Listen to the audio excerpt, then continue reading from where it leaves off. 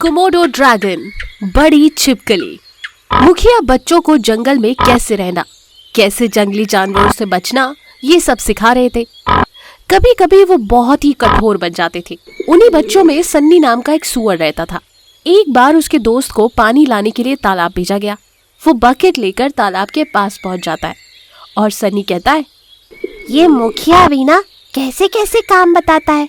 सबके लिए पानी लाने के लिए तालाब जाने के लिए कितना मुश्किल काम है, पर उन्हें क्या, वो तो बस हुक्म करना चाहते हैं।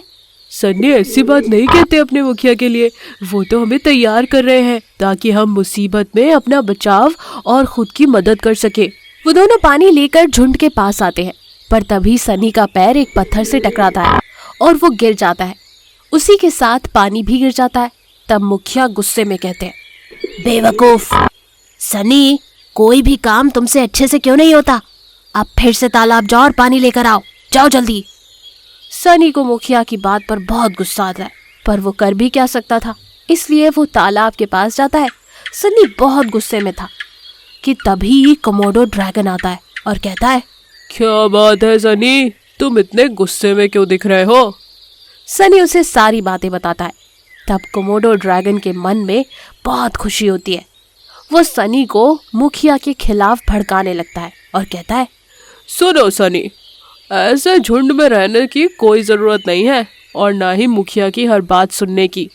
तुम अकेले रहकर भी खुद की रक्षा कर सकते हो, जैसे कि मैं रहता हूँ। तुम अपने झुंड को छोड़ो और मेरे साथ चलो। हाँ, मैं बहुत ही तंग आ चुका हूँ मुखिया से। ऐसा कहकर सनी ड्रैगन के साथ उसकी गुफा में चला जाता है। गुफा में जाते ही ड्रैगन सनी को एक पिंजरे में कैद कर देता है।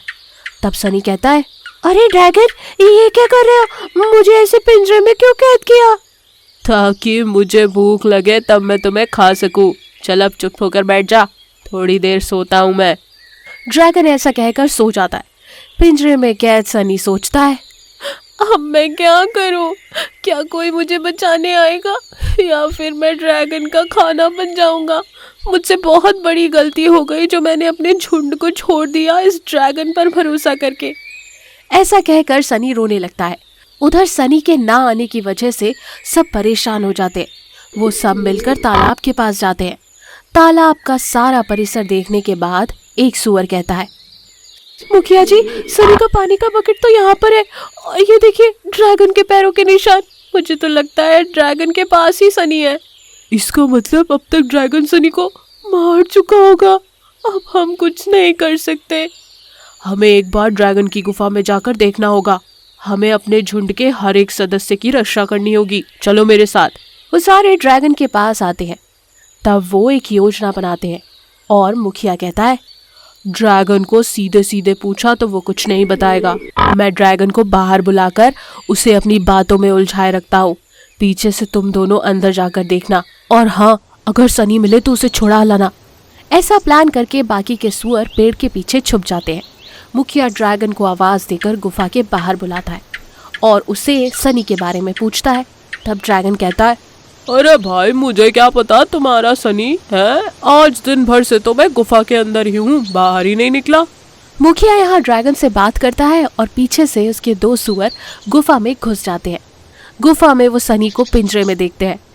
फिर वो जल्दी से सनी को पिंजरे से छुड़ाकर वहां से बाहर ले आते हैं। जैसे ही सनी बाहर आता है वैसे ही मुखिया भी वहां से अपने झुंड के पास चला जाता है। और जब ड्रैगन अंदर जाकर सनी को नहीं देखता तो कहता है, इन सुअरों के झुंड ने मुझे बेवकूफ बनाया। बातों में उलझाकर सनी को छुड़ा ले गए। ड्रैगन हताश हो जाता है और उधर झुंड के पास जाकर सनी राहत की सांस लेता है और उससे अपनी गलती का एहसास होता है। तब वो कहता है, मुखिया जी, मुझे माफ कर दीजिए। मैं आप पर गुस्सा होकर उस ड्रैगन की बातों में आ गया था। अगर आप आज समय पर नहीं आते तो मेरी जान कभी नहीं बचती। आज से मैं झुंड का महत्व समझ गया हूँ। सनी सबसे माफी मांगता है और उस दिन के बाद से मुखिया की हर बात मानने लगता है। इस कहानी से हमें ये सीख मिलती है, अकेले पड़ने पर हमेशा लोग आपका फायदा उठाते हैं, इसीलिए हमें सबके साथ मिलकर चलना चाहिए। एकता में बल है।